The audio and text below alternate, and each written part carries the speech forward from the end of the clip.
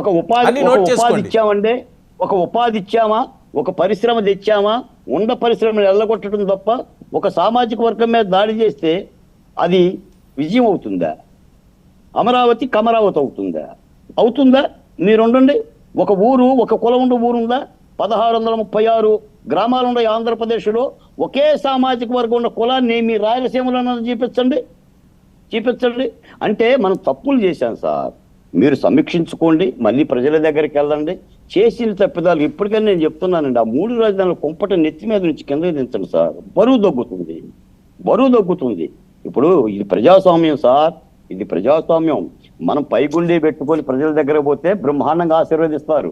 మనం గుండీ లెప్ప తీసుకొని పోతే మీ మంత్రులందరూ గుండీ లెప్ప తీశారు, కొంతమంది అయితే గుడ్డలు అయిపోయారు. ఇప్పుడు సోషల్ మీడియాలో అదే ట్రోల్ జరుగుతుంది.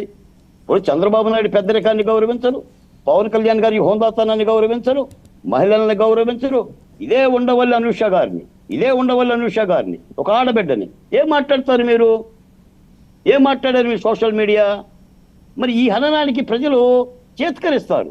ఇవాళ ఎవడో బద్మాష్ తల్లి కూతుల మీద ఇలాగనే పెడితే, కూతురు తండ్రి మీద రేవంత్ రెడ్డి అరెస్ట్కి క్రైమ్ బ్రాంచ్ పనిచేస్తుంది తెలంగాణలో. సోషల్ మీడియా ఉంది కదని చెప్పని సొల్లు గార్చుకుంటూ హననం చేస్తే చెప్పండి, నారాయణమూర్తి గారు మీ ఎంపీని అరికాల మీద కొడతారండి? 2 సెంట్ల దగ్గర ఇల్లు దూకుతారా? 3 సెంట్ల దగ్గర ఇల్లు పెట్టి అరెస్ట్ చేస్తారా? అచ్చెన్నాయుడు గారిని 16 గంటలు తిప్పుతారా? 19 కిలోమీటర్లు చంద్రబాబు నాయుడు గారు అరెస్ట్ చేసి జైల్లో పెడతారా? తన్నీళ్ళు ఇస్తారా? ఈ నేరాలు కావా? ప్రజలు వీళ్ళు కొత్తలాడరండి. ధర్నా చేస్తే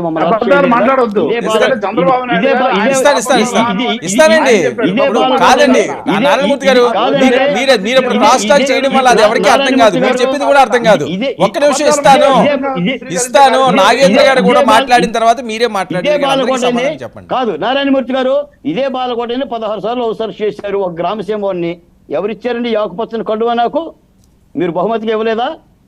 మీరు బహుమతికి ఇస్తే వేసుకోలేదా ఉద్యమానికి? లేకపోతే ఆకుపచ్చని కడువ నా మెల్ల ఎందుకు వస్తుంది? ఓకే, మీరు చేసిన తప్పిదాలను పరిశీలించుకుంటే ప్రజాస్వామ్యం తర్వాత సంగతి. ఓకే, నాగేంద్ర గారు. సరే, నేను ఎవరు మాట్లాడేటప్పుడు రాలేదు. నా 2 నిమిషాల్లో 3 నిమిషాల్లో వినమని చెప్పండి Narayana Murthy. First of all I would like to congratulate Narayana Murthy గారు. ఎందుకంటే ఒక కన్స్ట్రక్టివ్ గా, ఒక నిబద్ధతగా ఆయన పార్టీకి ఆయన ఉన్నాడు. వీళ్ళ అధ్యక్షుడు ఎవరైతే ఈయన చెప్పుకుంటున్నాడో ఆ జగన్మోహన్ రెడ్డి, ఈ నారాయణమూర్తిలో పార్టీ మీద ఉన్న లేదా మనం ఫైట్ చేయాలి, కన్స్ట్రక్ట్ చేయాలనుకున్న ఒక 10% ఉన్నా ఈ బుద్ధట పరారయ్యేవాడు. ఆయన నిజంగా ఎందుకు అప్రిషియేట్ చేస్తున్నానంటే, మనం అడుగుతామని తెలుసు. ఇందాక సార్ చాలా గొప్ప మాట, మీరు ఎన్నైనా చెప్పండి, బాలకోటే సార్ మీరు ఎన్నైనా చెప్పండి నారాయణమూర్తి గారు, ఒకసారి మీరు సమీక్షించుకోండి. ఎవడైనా సరే, ఏ ఎమ్మెల్యే అయినా నేటి రాజకీయాల్లో ఓడిపోయినా గెలిచినా కూడా ఓడిపోయినా సరే వాళ్ళు బూత్ వైజ్ పోస్ట్ మార్టం చేసుకుంటారు. ఎక్కడ నాకు తక్కువ వచ్చింది, లేదా ఎక్కడ నేను ఊహించిన దానికంటే ఎక్కువ వచ్చింది, ఎందుకు నేను ఓడిపోయానండి. మినిమం రాజకీయాల్లో మినిమం సార్ అది లేకుంటే ఎట్లా అని అడిగాడు ఆయన. ఎస్, మీరు సమీక్షించుకోండి. మీరు ఇప్పటికైనా ఎమ్మెల్యేలను ఓడిపోయిన వాళ్ళని గెలిచి వచ్చి కూర్చోబెట్టి ఎందుకు ఇంత లోతుగా దిగజారిపోయాం? మీరు అంటారు కదా మనమేం తప్పు చేయలేదు, మనమేం ఉత్తనే ఉన్న బటన్లు. ఎవరి బటన్లు అయి? రాజారెడ్డి గారి బటన్లా, రాజశేఖర రెడ్డి గారి బటన్లా వచ్చింది? ఇట్లాంటివన్నీ సమీక్షించుకొని ఇవి ప్రజలు నమ్మే పరిస్థితిలో లేరు. కాబట్టి నెక్స్ట్ ఏం చేయాలి మనం ప్రజలకి అనేది మీరు పునఃసమీక్షించుకోవాలి. రెండోది, మీరు ఇప్పటికీ ఎందుకు మిమ్మల్ని పొగిడానంటే, బట్ తప్పో ఒప్పో మేము రాళ్ళేస్తారు, విమర్శిస్తారు, మీరు నిలబడి ఉన్నారు మీ పార్టీ తరఫున, మీరు తట్టుకుంటున్నారు. కానీ మిమ్మల్ని మోసం చేసిన మీ నాయకుడు పరారైపోతున్నాడు. అది మా బాధ. అంటే మీరు ఎవరో ఒకరు వచ్చి నిలబడి మాట్లాడుతున్నారు, మీ నాయకుడిని మీరు హోల్డ్ చేస్తారు. నేను కంప్లీట్ చేస్తాను, మీరు అంతా చెప్పండి. వెళ్ళిపోతున్నాడు, ఇక్కడ వద్దంటున్నారు. మేము అనలేదు. ఇందాక మేడం గారిని కూడా కుసంస్కారంగా మీ పార్టీ ఎందుకు సంస్కారం? ఒక వార్త వచ్చింది, దాని మీద ఇప్పుడు వర్మ గారు డిబేట్ పెట్టారు. ఇలా అంటున్నారు, రేపు పొద్దున్న ఆయన ఎంపీగా నిలబడితే మేము నారాయణమూర్తి కుసంస్కారి అనుకోవచ్చా? అంటే వేరే వాళ్ళందరూ పుట్టించినారన్న అట్లా కాదు కదా. అంటే పొలిటికల్లో ఒక వార్త వస్తుంది, ఎందుకు వచ్చింది బయటకి? అది భారతమ్మ బయట పెట్టిందా, సాక్షి పెట్టిందా, సజ్జల రామకృష్ణ అంటే పెట్టినాడా, జగన్మోహన్ రెడ్డి ఒక ట్రైల్ వేసినాడా? అవన్నీ సెకండరీ. బట్ దాని మీద చర్చ జరిగేటప్పుడు మేమేం చెప్తున్నాం, మేమేం అడుగుతున్నాం, మీరేం చెప్పారని సాధించండి. నేను ఇంకో విషయం, ధైర్యం గురించి మాట్లాడాను సార్. ఇది నా పర్సనల్ ఒపీనియన్, పర్టికులర్ గా చెప్తున్నాను. నా పార్టీ కానీ ఎన్డీఏ కూటమి కానీ ఏ సంబంధం లేదు. నేను గమనించిన జగన్మోహన్ రెడ్డి ఎందుకో భయపడుతున్నాడు. నాట్ ఓన్లీ ఇప్పుడు అధికారంలో ఉన్నప్పుడు కూడా ఆయన చంద్రబాబు నాయుడు గెలుస్తాడేమో, నేను ఓడిపోతానేమో, లేదా పవన్ కళ్యాణ్ కూటమి గెలుస్తాదేమో, ఇది కాదు సార్. నాకెందుకో అది స్టేటా, నేషనలా, ఇంటర్నేషనల్ థ్రెట్టా నాకు తెలియదు. ఎందుకంటే చుట్టుపక్కల ఏ ముఖ్యమంత్రి చేయలేనటువంటి అభద్రతా భావంలో ఆయన ఉన్నాడు. అంటే ఆయన ఏం పని చేస్తున్నాడో నాకు తెలియదు. అంటే నా ఒపీనియన్ చెప్తున్నా నేను. ఎందుకంటే చాలా దగ్గరగా ప్రతిసారి డిబేట్లుగా గమనించిన నేను. ఈవెన్ ఆయన సొంత జిల్లా పులివెందలకు వచ్చాడు, రాజంపేటకు అన్నమయ్య ప్రాజెక్టుకు పోతే అక్కడ కూడా చాలా దగ్గరగా ఏడ్చుకుంటూ వస్తే ఒక డిబేటు దానికి పరదా. ఏమి ఇప్పుడు ముఖ్యమంత్రి గారు చంద్రబాబు నాయుడు గారు వీళ్ళు పోతున్నారు కదా, ఎక్కడా పరదాలు ఏమండి? ఆయన మాజీ ముఖ్యమంత్రి కిరణ్ కుమార్ రెడ్డి గారు మాజీ ముఖ్యమంత్రి కాదా?